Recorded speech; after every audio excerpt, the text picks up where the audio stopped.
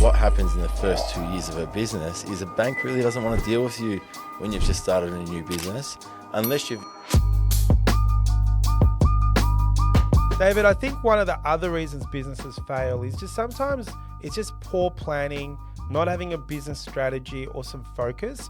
Do you have any examples of sort of potentially how you've seen some businesses that have failed where they've had this idea, they go straight ahead without any focus or planning? What happens in the first 2 years of a business is a bank really doesn't want to deal with you when you've just started a new business, unless you've used another business prior and you're using that as security. If you're starting up a startup business, the bank really wants to see 2 years of financials before they're going to even fund you money. So I think that's really something that you really need to get in place, or understanding where am I going to get capital from.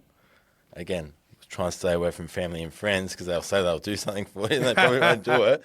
But where are you going to get that capital from? Because a lot of times you might need to pay for expenses before you get income coming in. Yeah, and a lot of businesses aren't going to be making profit in the first month or, like you said, in the first maybe even year.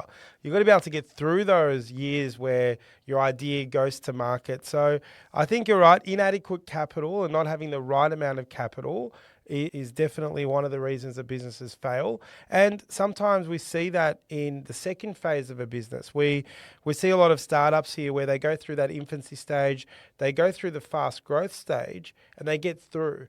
But then they struggle the next phase because to go again, to take the business to the next level, you may need capital. And that will probably come around having the right business plan as well. Yeah. Because if you're trying to raise capital, if somebody, a pure investor, has a chat to you, what's the first thing they're going to ask you? Have you got a business plan? Yeah. So to raise capital, you really need a pretty strong business plan as well. You probably see the business a lot more frequently than a financial advisor. Give me an idea of what, potentially spending habits of a client or a customer. You probably get to see the spending habits of the customers where you go through their home budgets.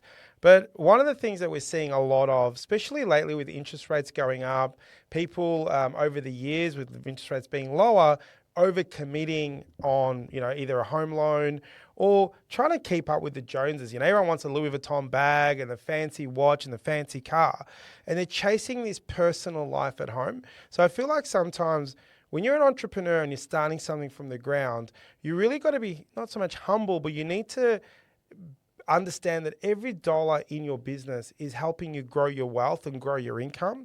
But I find that a lot of entrepreneurs, if they don't have the right mindset of why they're in business or they're not focused in the right areas, what I'm starting to see a lot of, especially in sort of the younger generation, not maybe it's the early 20s, but sort of that between the 30 to 40-year-old age bracket, where they're chasing this personal financial wealth dream, and they're pulling out more money than the business can really afford. Maybe they've got a girlfriend that they want to impress, or they've got a wife that has a bad spending habits, or whatever it is, or they're chasing this dream.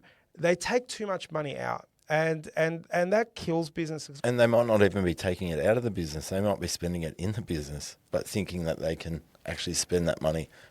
Yeah. Example, going out for lunches with clients, and they don't really have the cash flow to do so, but their spending habits probably change because they think the business will pay for it. If you shit with your money before you're a business owner, chances are you're going to be shit with the business money.